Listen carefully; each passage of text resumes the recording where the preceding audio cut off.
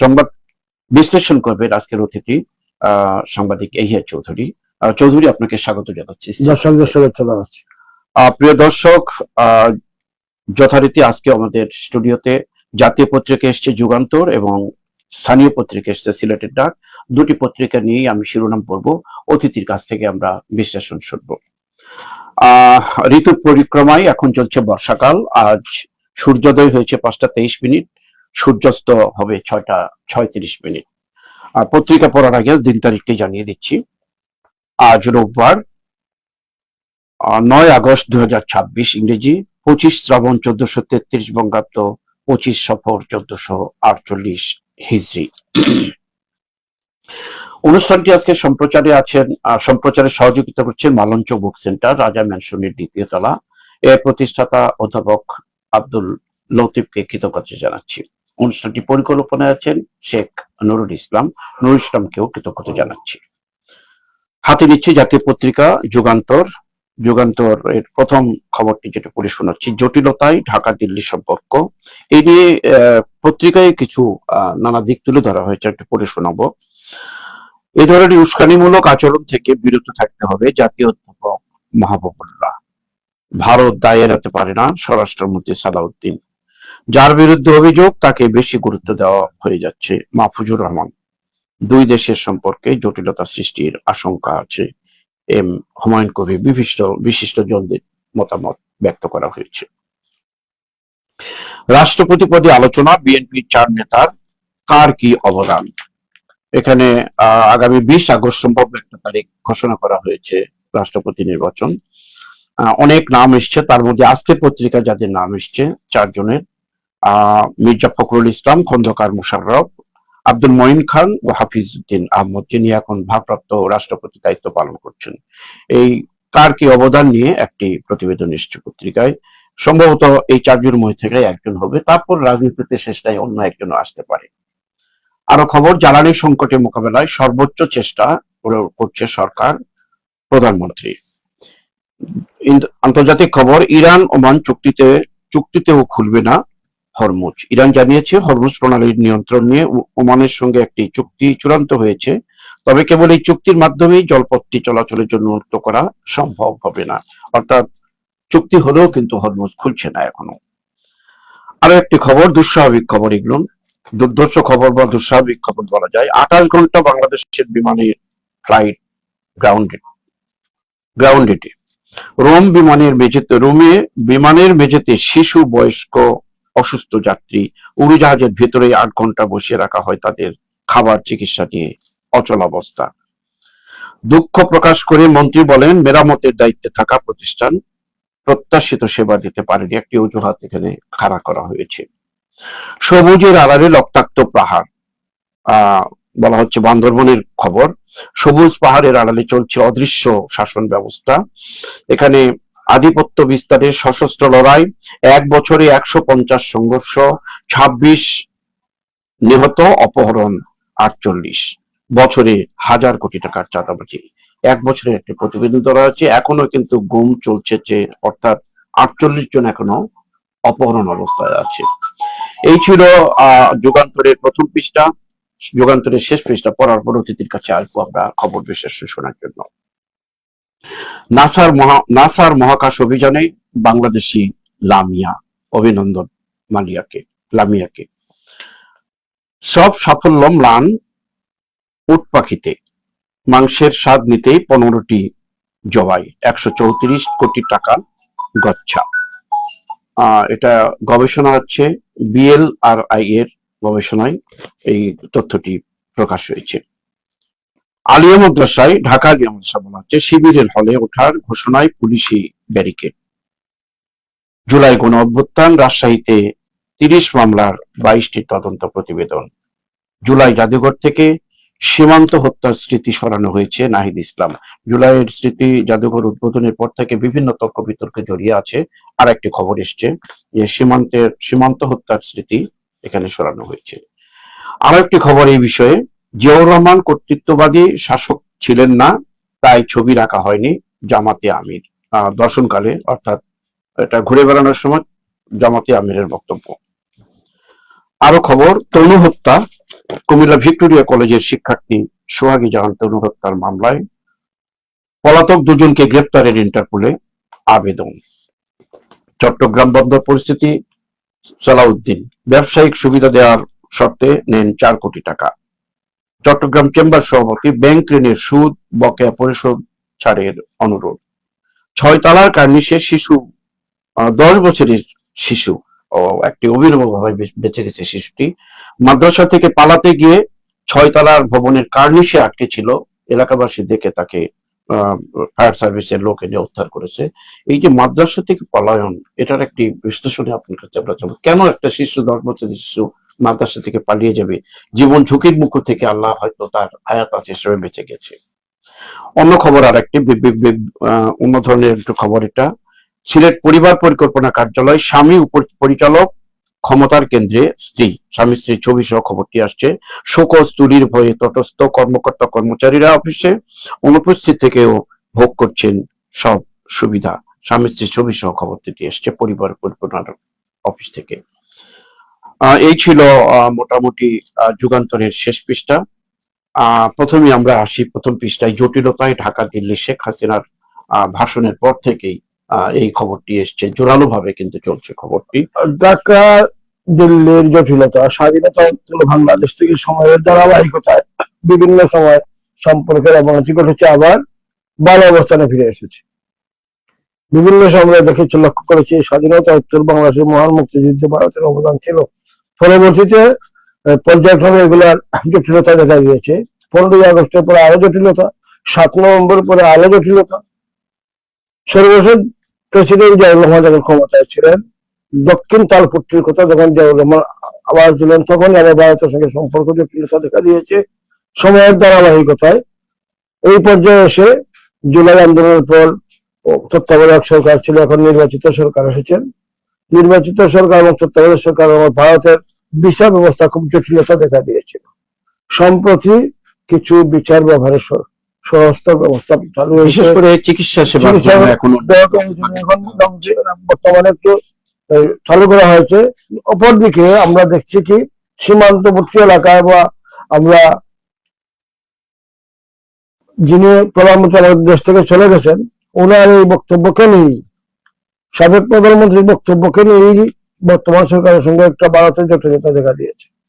কিন্তু একজন এই যে অবস্থাটা, তখন তো পররাষ্ট্র মন্ত্রণালয় সহ জটিলতা আসতেই পারে। তাহলে আমরা ধরে নিতে পারি ভারত ইচ্ছে করে কি করছে কিনা। আন্তর্জাতিক পর্যায়ে জাতিসংঘের শব্দ তোলা উচিত যে এইভাবে এই ঘটনা ঘটছে, তখন হয়তো একটা জটিলতা কাটিয়ে উঠতে। বিশেষ করে এই গত পরশুদিনের ভাষণটাই আরো বেশি, আসলে তো এই যে বলা আছে না, তুষের আগুনে এই ফানি চোটা, ঠিক এই অবস্থায় বলতে পারেন, আমরা বলতে পারি। তো এই অবসান আমরা আশা করবো উভয় দেশে প্রতিবেশী রাষ্ট্রের সঙ্গে সম্পর্ক ভালো হলে সবার জন্য, বিশেষ করে সাধারণ জনগণের এফেক্টেড হয়। আমরা ইতিপূর্বে বর্তমান প্রধানমন্ত্রী তারেক রহমান যখন লন্ডনে ছিলেন, উনিও কিন্তু আসামি হিসেবেই ছিলেন, উনিও বক্তব্য দিয়েছিলেন। উনিও কিন্তু বেশ কিছু বক্তব্য আমরা বিভিন্ন মাধ্যমে, আমরা গণমাধ্যমে পেয়েছি। তো এরকম তো রাজনৈতিক নেতারা তো অন্য দেশে থাকার পরও তো অন্যভাবে বক্তব্য আমরা দেশে আমরা পেয়েছি। তো এখানে এত তোলপাড় কেন হবে? এটা নিয়ে বক্তব্য আসতে পারে, আমাদের দেশ যদি শক্তিশালী থাকে তার মোকাবেলা করবে, সেটাই তো হওয়া উচিত। সরকার এবং বিরোধী দল যদি মিলেমিশে কাজ করেন তাহলে দেশের উন্নয়নের জন্য ভালো হয়। যেমন একটা জিনিস আপনার লক্ষ্য করে দেখবেন, জুলাই আন্দোলনের জাদুঘর, আমাদের আমাদের জুলাই আন্দোলনের সমাবেশে যে মুক্তিযুদ্ধ মন্ত্রণালয় যে একটা লাইভ তৈরি করেছে, একটা যে ডকুমেন্ট তৈরি করেছে, এই ডকুমেন্টে আবু সাইদ নাই, এইটা যার জন্য রাষ্ট্রপতি বিক্ষুব্ধ হয়েছেন, কূটনীতিকরা বিক্ষুব্ধ হয়েছেন। আমরা আশা করবো ইতিহাসকে সঠিক জায়গায় রাখা উচিত, ইতিহাসে বিকৃত করা উচিত না। সেই আমরা এরশাদ বিরোধী আন্দোলন দেখেছি, নূর হোসেন দলিয়ার সেলিম দলিয়ার একটা ট্রাক চাপা দিয়ে হত্যা করা হয়েছে, ওটা ইতিহাসের বিষয়, কিন্তু ওগুলো ছিল। কিন্তু জুলাই জাদুঘরে যারা বিভিন্ন শহীদ হয়েছে তাদের তালিকায় মেনলি যারা মেইন থিম, তাদের গুলো থাকা উচিত। তাহলে আমরা ধরে নেবো মৃত্যু নিয়ে বিতর্কিত আছে, বিতর্কিত থাকতেই পারে, জাদুঘরে তো তার ছবিটা আসা উচিত ছিল। তাহলে আমরা ধরে নেবো মুক্তিযুদ্ধ মন্ত্রণালয় সেই সময় তার নির্দেশনা এখনো আছে, প্ল্যান করেই সরকারকে বিতর্কিত করা হয়েছে, যার জন্য রাষ্ট্রপতি অনুষ্ঠানে উপস্থিত হয়ে এইগুলো দেখে রাষ্ট্রপতি এই খুব প্রকাশ করেছে। ঘটনার বিষয়বস্তু তো ইতিহাস হয়ে থাকে, এখানে ইতিহাসে আবু সাইদের নাম থাকবে, আর মৃত্যু নিয়ে যে সমস্যা যেটা হয়েছে এটা একদিন হয়তো ক্লিয়ার হয়ে আসতে পারে। কিন্তু এই ছবিটা যেহেতু আবু সাইদের মৃত্যুর পরেই কিন্তু আন্দোলনটা তুঙ্গে উঠেছিল, নিয়ে যদি বলা হয় শামসুল আলম মিলনদার নিহত ওটা ইতিহাস হয়ে যায়। ধন্যবাদ, সুন্দর বিশ্লেষণ করেছেন। রাষ্ট্রপতি পদে নির্বাচন হতে যাচ্ছে আগামী 20 আগস্ট। প্রথম একটা জরিপে আসছে, এটা আর কি বিএনপির 4 নেতার ছবি আসছে আজকে, অনেকের নাম আসছিল, এর মধ্যে 4 নেতার মধ্যে আসলে আমরা রাষ্ট্রপতি নির্বাচনে এমপিরা বুঝি দলীয় মনোনয়ন যিনি পাবেন উনি জয়ী হবেন। এখানে 4 জনের নাম আমরা উচিত দেখেছি আওয়ামী লীগ শাসন আমলে, যখন 96 আওয়ামী লীগ ক্ষমতা আসলো তখন আমরা ভাবছিলাম আব্দুল সামাদ রাষ্ট্রপতি হবেন, তারপর সময়ের ধারাবাহিকতায় জিল্লুর রহমান সাহেব আসলেন।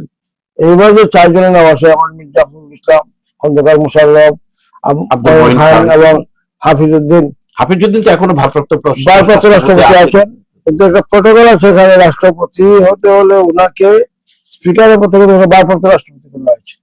এবং দল যদি ওনাকে মনোনয়ন দিয়ে দেয়, যেমন এখন ডেপুটি স্পিকারকে স্পিকারের চেয়ারে বসানো হয়েছে, এখন তার দল, এই দল যদি বিএনপি তাকে মনোনয়ন দিবে সেই ক্ষমতা রাষ্ট্রপতি হবে। এখানে মির্জা ফখরুল সাহেবকে নিয়ে অনেক কিছু আছে, মঈন খান, আমাদের খন্দকার মোশাররফ সাহেব এবং হাফিজউদ্দিন, কিন্তু এখানে 6 জনই যোগ্য এবং দল তাকে মনোনয়ন দিবে উনি কিন্তু জয়ী হবেন। দল কাকে দিচ্ছে, দল এটা কার কি অবদান নিয়ে একটা বিশ্লেষণ করতেছে, কিন্তু এখানে হাফিজউদ্দিন মুক্তিযুদ্ধ করেছেন এবং সংসদ খুব সুন্দরভাবে পরিচালনা করছেন। অনেক দায়িত্ব পালন করেছেন, খন্দকার মোশাররফ দায়িত্ব পালন করেছেন, মির্জা ফখরুল আন্দোলন করেছেন। তখন দলই সিদ্ধান্ত নেবে কাকে তারা মনোনয়ন দিবে। আপনি কি মনে করেন এই 4 জনের মধ্যে সীমাবদ্ধ থাকবে না, মাঝখানে অন্য কারো নাম আসতে পারে বলে আপনার ধারণা? আমার কাছে মনে হয় অন্য কোন নাম আসার সম্ভাবনা খুব কম। 4 জনের মধ্যে একজন এসে যাবে, 4 জনের মধ্যে কে আসবে বলা যাবে না, তবে দল কাকে যাকে মনোনয়ন দিবে টোটালিটি এটা দলের ব্যাপার, রাজনৈতিক ব্যাপার, রাজনীতিতে বলা হয় এটার কোনো শেষ নেই, হয়তো অন্য কোনো আসতেও পারে বলেও আমরা একবারে উড়িয়ে দেই না যে 4 জনের বাইরে কেউ আসবে। কিন্তু আপনার বক্তব্য হয়তো দেখা যাচ্ছে যে এই 4 জনের মধ্যে থেকে একজন আসার সম্ভাবনা বেশি। আর একটি দুর্বিষহ ঘটনা, বাংলাদেশ বিমানের একটা ফ্লাইট রোম বিমানবন্দরে, মেঝেতে শিশু, বয়স্ক, অসুস্থ যাত্রী, উড়োজাহাজের ভিতরে 8 ঘন্টা বসিয়ে রাখা হয়, তাদের খাবার, চিকিৎসা, অবহেলা। এটা হলো আমাদের আন্তর্জাতিক যোগাযোগ ব্যবস্থা ব্যর্থতার কারণ। আন্তর্জাতিক আইন আছে, ইন্টারন্যাশনাল আইন আছে, আইএটিএ, প্রত্যেক বিমানের চুক্তি আছে প্রত্যেকটি রাষ্ট্রের। বিমানবন্দর যদি অঘটন করেছে, বিমান যাত্রী নিরাপত্তা ব্যবস্থা ওই বিমানবন্দর দিবে, বিমানবন্দর রাষ্ট্র দিবে। কিন্তু কি করলো, এবং বিমানবন্দরে আমাদের যাত্রীদের শিশু সহ অনেক অসুস্থ ছিলেন। তাহলে ইটালির সঙ্গে কি আমাদের রাষ্ট্রের কোনো অন্য কোন সমস্যা আছে?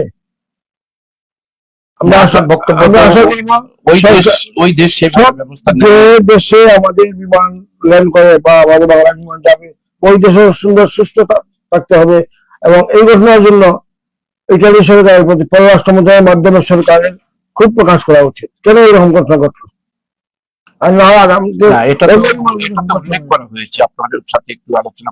বিমানের ফ্লাইটটা, বিমানটা বাংলাদেশের এবং বাংলাদেশের সেই দায়িত্ব কি রোম নিতে পারে? যান্ত্রিক ত্রুটি হয়েছে, ওরা যখন ওখানে আছেন রাষ্ট্র, ওরা বিমানবন্দরে তো ঘটনা হচ্ছে, অন্তর্পক্ষে যাত্রীদেরকে তো ভালো একটা অবস্থা নিতে পারতেন। বন্ধ করে আপনার বক্তব্য সহযোগিতা করতে পারে, টাকা তো বহন করে বাংলাদেশ সরকার। যদি এই আইনটা থেকে থাকে তাহলে আমাদের একটা পররাষ্ট্র বিষয়ে একটু বোঝাপড়ার মনে হয়। আন্তর্জাতিক যোগাযোগ বিমান মন্ত্রণালয় যেগুলো আছে, বিশ্বের বিভিন্ন যে আইন চলতেছে ওই আইন থাকবে, কিন্তু ওনারা তো আমাদের যাত্রীদেরকে নিরাপদে নিতে পারছেন, খরচটা বহন করবে বাংলাদেশ সরকার। তো রোম সরকার একটি ঘটনা পুনরাবৃত্ত আরেকটি খবর আমাদের, সবুজের আড়ালে রক্তাক্ত প্রাণ। এখানে বলা হচ্ছে যে পার্বত্য চট্টগ্রামের সেই বান্দরবন এলাকায় এখন এই এক বছরের একটি জরিপ, 150টি সংঘর্ষ হয়েছে, 26 জন নিহত হয়েছে, এখানে অপহরণ হয়েছে 48, অর্থাৎ গুম যেটাকে বলা হয়, বছরে 1000 কোটি টাকার চাঁদাবাজি। এখনো এই দেশে একটি সরকার, নির্বাচিত সরকার আসার পরে এক বছরের একটি প্রতিবেদন। পার্বত্য চট্টগ্রাম, স্বাধীনতা উত্তর বাংলাদেশে শান্তি বাহিনী, বিভিন্ন বাহিনী এসেছে, বিভিন্ন সরকার এসে এই দুর্যোগ আবহাওয়া বিধ্বস্ত অবস্থা কাটিয়ে ওঠার জন্য বিভিন্ন উদ্যোগ নেওয়া হয়েছে। বাংলাদেশ সেনাবাহিনী গুরুত্ব সহকারে পার্বত্য অঞ্চলের দায়িত্ব পালন করেছে। আমাদের সাবেক রাষ্ট্রপতি স্বৈরাচারী বলে জাহিদুল হোসেন মোহাম্মদ এরশাদ ক্যাম্পিং করেছেন, সেনাবাহিনীর মাধ্যমে নিয়ন্ত্রণ করেছেন। পরবর্তীতে বেগম খালেদা নেতৃত্বে সরকার ও শান্তি বাহিনীর এবং পার্বত্য চট্টগ্রাম শান্তি ফিরিয়ে চেষ্টা করেছেন। ঠিক একইভাবে বিগত সরকার সব সরকারি চেষ্টা করেছে, পার্বত্য দিকে চেষ্টা করেছেন। তত্ত্বাবধায়ক সরকার আশা করে জটিলতা দেখা দিয়েছে, বর্তমানে নির্বাচিত সরকার চেষ্টা করছেন, কিন্তু এই ব্রিফিং এর কারণে কিন্তু জটিলতা দেখা দিচ্ছে। এবং আমরা বিভিন্ন সময় দেখবেন যে বাহির থেকে ইন্ধন দেওয়া হয়, বিভিন্ন রাষ্ট্র থেকে ইন্ধন দেওয়া হয়। আমরা আশা করবো কঠিন হচ্ছে চট্টগ্রাম, পার্বত্য চট্টগ্রাম সেই অবস্থা থেকে কাটিয়ে ওঠার দরকার, আর না হয় আরো জটিলতা দেখা দেবে। আসলে সবুজ ঘেরা রক্তাক্ত প্রান্তর হয়ে আছে এবং বাংলাদেশের আমেরিকার গুরুত্বপূর্ণ তাদের কার ক্ষমতা দিতে হবে। আরেকটি খবর, চিটগাংয়ের একটি দৃশ্য দেখে মনে হচ্ছে এটা নদী না অন্য কিছু। কর্ণফুলীর কান্না, নদী নয়, যেন আবর্জনার স্তূপ।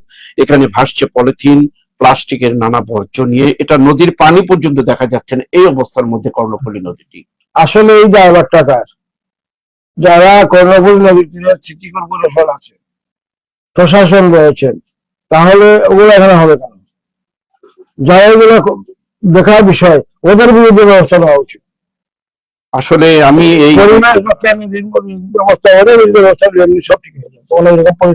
আমি আশ্চর্য হয়ে গেছি এই খবরটা। এটা নদীর পানি, মনে হচ্ছে নদীর একটি অংশ তুলে ধরা হয়েছে। আমি পাঠক যারা, আমি বিশেষ করে দর্শকদের ছবিটি দেখানোর চেষ্টা করছি, হয়তো অনেক পত্রিকায় খবরটি আসবে না। এই হচ্ছে হালত আর কি, একটি অবস্থা যেখানে পলিথিন এবং প্লাস্টিক বর্জ্য দিয়ে সম্পূর্ণ নদীটি যেন ভরিয়ে রাখা হয়েছে। এই অবস্থায় যদি তাকে হয়তো কর্ণফুলী তখন তার আসল রূপ হারিয়ে ফেলবে। প্রিয় দর্শক, আমরা শেষ পৃষ্ঠার খবর পড়েছি, সেখানে আরো কিছু বক্তব্য আছে, যেটার জন্য অতিথির কাছে আবারও যাচ্ছি।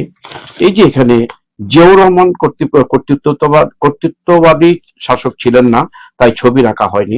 জামাতের আমির বলেছেন যে জুলাই এর যে জাদুঘর পরিদর্শনে যে এই কথাটি বলেছেন। পাশাপাশি আরেকটা বলা হয়েছে, জুলাই জাদুঘর থেকে সীমান্ত হত্যার স্মৃতি সরানো হয়েছে। বিরোধী দলের চিফ হুইপ নাহিদ হোসেনের বক্তব্য। এবার একটা কথা বলতে হয়, জুলাই জাদুঘরটা আসলে কি? জুলাই আন্দোলনে যেসব ঘটনা ঘটেছে ওইগুলো স্থান পাওয়া উচিত। যেমন আমরা দেখেছি গর্ভবতী পুলিশ কনস্টেবল, আমাকে মারবেন না, আমার সন্তানদের আছে, ওই ছবিটা এখানে আনা উচিত ছিল। এখানে কোনো পুলিশের ছবি আছে? পুলিশ হত্যা করার ছবি কি আছে? লটকে রাখা হয়েছিল, হত্যা ওই ছবিগুলো জাদুঘরে থাকা উচিত ছিল। ওটাও ছিল, স্মৃতিটাও রাখা উচিত। যেভাবে এই বঙ্গবন্ধু লুটপাট হয়েছে ওই ছবিগুলো আসা উচিত, তখন জাদুঘরে। হ্যাঁ, এখানে সীমান্তের জুলাই আন্দোলনের সীমান্তে কোনো পাওয়া যায় না, এর না, এখানে সীমান্ত থেকে সীমান্ত হত্যা, জুলাই আন্দোলনের যে ঘটনাগুলো ঘটেছে, যেমন আমার গোলাপগঞ্জের 9 জন মারা গেল, বানিয়াচং এই যে সিলেট বিভাগের আমার ফিরাবের ছবি এখানে আছে। আমার এই ছবি এখানে আসার কোনো তেমন আমার জুলাই আন্দোলনে দেখা ওইগুলা আসা উচিত ছিল। জুলাই আন্দোলনে আমার গোলাপগঞ্জ, হবিগঞ্জ পুলিশকে হত্যা করা হয়েছে, পুলিশের জুলাই ছবি আসা উচিত ছিল। এই যে মহিলা কথা বলতেছে আমার সন্তান আছে, কিন্তু ওই মহিলা হত্যা করা হয়েছে। সুন্দর কথা। ছেলা গাড়িতে লাশগুলো ওইখানে হয়েছে, ছেলা গাড়িতে হত্যা করা টেলার নিয়ে দেওয়া হচ্ছে, এলাকাবাসী আটক করেছে। ওই ছবি থেকে আসছে কোন এলাকার জেলার কিছু ঘটনা, ওখানে বছর করে স্থানীয় প্রশাসনের মাধ্যমে ওগুলো নিয়ে যাওয়া। এটা যখন শুরুতেই বিতর্ক হয়েছে, আগামীতে এগুলো বিতর্কগুলো যেন অবসান ঘটিয়ে জেলা পর্যায়ে প্রশাসনের মাধ্যমে জুলাই আন্দোলনের যে জিনিসগুলো আছে কারেকশন করে যাচ্ছিল জাদুঘর, যেহেতু জুলাই আন্দোলনের জাদুঘর করা হয়েছে, ওই জুলাইয়ের ভিতরে বাংলাদেশের প্রতিটি উপজেলায় কিন্তু জুলাই আন্দোলন হয়েছে। দুঃখজনক যেসব এলাকায় বিভিন্ন ঘটনা, ওইগুলো নিয়ে এখানে রাখা উচিত। তখন সবাই দেখবে বিশ্বের বিভিন্ন দেশে যখন আসবে তখন দেখবে এই ঘটনা কি করছে। আমরা জাতীয় পত্রিকা শেষ করে আমরা স্থানীয় পত্রিকা থেকে যাই। সুন্দর আলোচনা হয়েছে জুলাই আন্দোলন নিয়ে, জাদুঘর নিয়ে। জুলাই স্মৃতি জাদুঘর, জুলাইয়ের আন্দোলন, সেখানে যা যা হয়েছে সেটা স্থান পায়। অন্যান্য খবর অনেক আগে যেগুলো ঘটনা ঘটেছে সেটা না আসলেও সেটা তো অন্য জায়গায় সেটা থাকবে। প্রিয় দর্শক, হাতে নিচ্ছি সিলেটের স্থানীয় দৈনিক সিলেটের ডাক। সিলেটের ডাকে প্রথম খবরটি যে পড়ে শোনাচ্ছি, সেপ্টেম্বরে দৃশ্যমান হবে সিলেট ঢাকা মহাসড়ক প্রকল্প। অনেক দিনের কাঙ্ক্ষিত জিনিস, 6 লেনের রাস্তা বিগত সরকারের সময় শুরু হয়েছিল, এখনো পর্যন্ত সেটা আলোর মুখ দেখেনি। সেটা দেখতে যাচ্ছে, সেপ্টেম্বরে দৃশ্যমান হবে। 14 মাস পর সিলেটে একজনের শরীরে করোনা শনাক্ত। এই যে করোনা শনাক্ত, আবার 14 মাস পরে আরেকটি আমাদের খবর শুনতে হচ্ছে। ওসমানী ট্র্যাজেডি, ওসমানী নগরে যে ট্র্যাজেডিটা হয়ে গেল, 9 জনের মৃত্যু। 5 সদস্যের তদন্ত কমিটি গঠন। দুর্ঘটনা কবলিত 2 বাসের রেজিস্ট্রেশন স্থগিত। নিহত 9 জনের পরিবার পাচ্ছে 45 লক্ষ টাকা। থানায় মামলা। এখানে আমাদের প্রবাসী কল্যাণ মন্ত্রী আরিফুল হক চৌধুরী দেখতে গিয়েছেন এবং সেখানে এই ঘোষণাটা দিয়ে আসছেন। আসলে এইভাবে মন্ত্রীরা যখন পাশে দাঁড়ায় এই বিপদের সময়, মানুষ আশার সঞ্চয় হয়। এবং টাকা দিয়ে তো যদিও কিছু মৃত্যুর মানে মানুষকে পাওয়া যাবে না, কিন্তু তাদের পাশে দাঁড়ানোটা অন্তত স্বস্তির একটা নিঃশ্বাস ফেলতে পারবে। এখানে আমাদের প্রশাসক অর্থাৎ পৌর প্রশাসক, সিটি প্রশাসকও গিয়েছেন। উসমানীতে নগর দুর্ঘটনা আহতদের দেখতে উসমানী হাসপাতালে সিলেট সিটি কর্পোরেশন প্রশাসক আব্দুল কাইম চৌধুরীকে দেখা যাচ্ছে ছবিতে। ওসমানী হাসপাতালের সিসি প্রশাসক দুর্ঘটনায় আহতদের সুচিকিৎসার তাগিদ জানিয়েছেন। প্রীতমের বোনের পড়ালেখার দায়িত্ব নিল জামাত। সিলেট ঢাকা মহাসড়কের ওসমানী নগরে 2 বাসের সংঘর্ষে নিহত প্রীতমের পরিবারের পাশে দাঁড়িয়েছেন সিলেট মহানগর জামাত নেতৃবৃন্দ। বিরোধী নেতা একটি দায়িত্ব নিয়েছেন। আসলে এগুলো জিনিস মানবতার দিকে যায়, আমরা অভিনন্দন জানাই। আইসিইউর বেড না পেয়ে সিলেটে হাম আক্রান্ত। শেষ পৃষ্ঠার খবর, মানবিক সমাজ গঠনে সংস্কৃতিকে আরো মানবিক ইয়েটা হয়, সেই জন্য করে তার শিশু প্রশাসক বর্ণনা করেছেন, বিবৃতি দিয়েছেন। সংবর্ধনার জবাবে নাসিম হুসাইন, এই পুনর্বহাল দলের তৃণমূল নেতাকর্মীদের ভালোবাসা ও মেহনতের প্রতিফলন। দীর্ঘ 2 বছর পর উনি আবার পথ পেয়ে পেরেছেন নাসিম। আমাদের আবারও সিলেটবাসীকে উনি নেতৃত্ব দিবেন, ওনাকে অভিনন্দন জানাই আমরা। এসএসসি পরীক্ষার ফল প্রকাশ আগামীকাল। চলতি বছরের মাধ্যমিক স্কুল সার্টিফিকেট, এসএসসি ও সমমানের পরীক্ষার ফল প্রকাশ করা হবে আগামীকাল সোমবার। ওয়েবসাইট থেকে মুঠোফোনে এসএমএস এর মাধ্যমে ফল জানতে পারবেন শিক্ষার্থীরা। আসলে এবার এই ফল প্রকাশে কয়েকটা তারিখ ঘোষণা হয়েছিল, অবশেষে আসিয়া আগস্টে হচ্ছে। জুলাইয়ের 20 তারিখ থেকে আজকে আগস্টের 10 তারিখে শেষমেশ। অন্য খবর আরো, সিলেটে জুলাইয়ে 13 মোটরসাইকেলে আরোহী চালক সহ 31 জনের মৃত্যু। দুর্বিষহ একটি প্রতিবেদন। এই জুলাইয়ে 13 মোটরসাইকেল সহ আরোহী 41 জনের মৃত্যুর খবর। শিল্পের মাধ্যমে সিলেটের ঐতিহ্যকে নতুন প্রজন্মের কাছে তুলে ধরতে হবে, আবুল কায়ের শামীম। স্বেচ্ছাসেবী সংগঠন কালারফুল সিলেটের 2য় বর্ষপূর্তি উপলক্ষে ইতিহাসে উনি এই বক্তব্যটি রেখেছেন। নগরীতে ছুরিকাঘাতে নিহত কিশোর রিফাতের পরিবারের পাশে এমপি ইমরান আহমদ চৌধুরী। ফুটবল খেলাকে কেন্দ্র করে কাজীবাজার ব্রিজে খুন হয়েছিল যে ঘটনা, সেখানে পাশে দাঁড়িয়েছেন আমাদের এমপি গোলাপগঞ্জ বিয়ানীবাজারের এমপি। এই ছিল মোটামুটি সিলেটের ডাকেরও খবর। আসলে ডাকে আছে খবর কম, কিন্তু অনেক গুরুত্বপূর্ণ কিছু খবর আছে। আসলে এমপি মন্ত্রীরা যখন মানুষের পাশে এসে যারা বিপদগামী মানুষ, তখনই সেই পরিবারও কিছু আশার আলো দেখে। নগরীতে ছুরিকাঘাতে নিহত কিশোরের রিফাতের পরিবারের পাশে এমপি ইমরান আহমেদ চৌধুরী। এ ব্যাপারে কি বলতে চাচ্ছেন? আসলে ফুটসালে যে মিনি ফুটবলে খেলতে গিয়ে ওরা ফিরত আসার সময় ঘটনাটা ঘটছে। আসলে খেলাধুলা করলে বিপদে খুব কম যায়, কিন্তু ওখানে একটা ঘটনা ঘটছে। আসলে যারা ঘটাইছে ওদের বিরুদ্ধে ব্যবস্থা নেওয়া উচিত, যাতে আর কোনো ঘটনা না ঘটে। এবং এই যে ফুটবল গুলো কিন্তু অনেকেই খেলাধুলায় যায়, কিন্তু তাদের মধ্যে ওরা খেলা থেকে ফিরে আসার সময় শুধু রিফাত আর 2টা ছিল আহত হয়েছে কাজীবাজার পেছে। কাজে আমরা আশা করবো যে ফুটবল গুলো আছে তারা সব দিকে সতর্ক থাকবেন, প্রশাসনের দিকে নজর রাখবেন এবং আমাদের গোলাপগঞ্জ ম্যানেজার এমপি ওই পরিবারকে সান্ত্বনা দেন, তার পাশে দাঁড়িয়েছেন, তার পাশে দাঁড়িয়েছেন। আচ্ছা, আরেকটি খবর আমি পড়ার সময় বলেছিলেন যে সিলেটের এই যে ঘটনা, এই গত মাসে জুলাইয়ে 13টি মোটরসাইকেল আরোহী সহ 31 জনের মৃত্যু, এটা দুর্ঘটনার মৃত্যু। আসলে দুর্ঘটনা ঘটনা, মোটরসাইকেলে দুর্ঘটনা ঘটছে। আমরা কি দেখি, পুলিশ যখন আটক করে হেলমেট নাই তখন টেলিফোন আসে ছেড়ে দেন, এই ছেড়ে দেন সব জমা দেন। পুলিশ যখন হেলমেট নাই, লাইসেন্স নেই আটক করে, বা 12, 13, 14 বছর ছিল আমাদেরকে মোটরসাইকেল হামলা দিয়েছিল, যখন পুলিশ আটক করে আমাদের উপর থেকে হেলো বলে স্যার ছেড়ে দেন, এই অবস্থা বাদ দিতে হবে। অ্যাকচুয়ালি হেলমেট মাথাটা মাথায় আঘাত করে বেশি, হেলমেট ব্যবহার করতে হবে এবং লাইসেন্স সহ প্রশিক্ষিত, লাইসেন্স যদি না থাকে তাকে মোটরসাইকেল চালানোর জন্য না দেওয়াই ভালো। পুলিশ নিয়ন্ত্রণ করার চেষ্টা করে, কিন্তু হেলো বলে ওনাদেরকে ছাড়িয়ে নেওয়ার চেষ্টা করে, এটা দুর্ঘটনা অন্যতম কারণ। আমি খবর পড়ার সময় আমি অভিনন্দন জানাইছি আমাদের নাসিম হোসাইনকে, একজন সত্যি করতে গেলে এখন বয়সের দিক দিয়ে কিন্তু মুরব্বীর দিকে চলে গেছে। আসলে আবার স্বচ্ছ রাজনীতির মাঠে নাসিম হোসেন ওনার মুখোজ্জ্বল হয়েছে এবং উনি দীর্ঘদিন সভাপতি পদে রাখা হয়েছিল, কিন্তু আসলে অনেকে অনেক ঘটনাই জানেন না। 17 জুলাই সুনাম সমিতির সভায় উনি সভাপতিত্ব করেন এবং বলেছেন আমি কেরালা চলে যাবো, পারিবারিক সমস্যা উনি কিন্তু কেরালা চলে গিয়েছিলেন, তা অনেকেই জানা ছিল না। উনি পারিবারিক কাজে কানাডা গিয়েছিলেন, কিন্তু বলা হয়েছে উনি পালিয়ে গেছেন, এটা সঠিক নয়।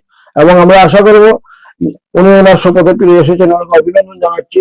সিলেটের রাজনীতিতে আবার সুন্দর ধারা ফিরে আসবে এবং বিভিন্ন পাড়ায় বিভিন্ন ঘটনা ঘটছে, দলের নেতা কর্মীদেরকে নিয়ে উনি দলকে শক্তিশালী করবেন। আপনি বলেছেন যে একজন স্বচ্ছ রাজনীতিবিদ, একজন স্বচ্ছ রাজনীতিবিদের কাছে মানুষ অনেক কিছু ভালো কিছু পেয়ে থাকে। নাসিম হোসেন মহানগরকে সুন্দর করে তার দলকে গুছিয়ে আনবেন, এটাই নগরবাসী আশা করে। দলের পাশাপাশি জনমানুষের সেবা করবেন, এটা আমরা শুধু দলের জন্য নয়, জনমানুষের সবার সঙ্গে একটা সম্পর্ক গড়ে উঠেছে এবং উঠবে ইনশাআল্লাহ। আপনার সাথে সাথে আমি একমত, নাসিম ভাই একজন ভালো মানুষ এবং সবার সাথে মিলেমিশে আমরা থাকতে দেখেছি। কোনো জ্বালাও পোড়া রাজনীতিতে কিন্তু নাসিম হোসেনকে আমরা কখনো দেখিনি।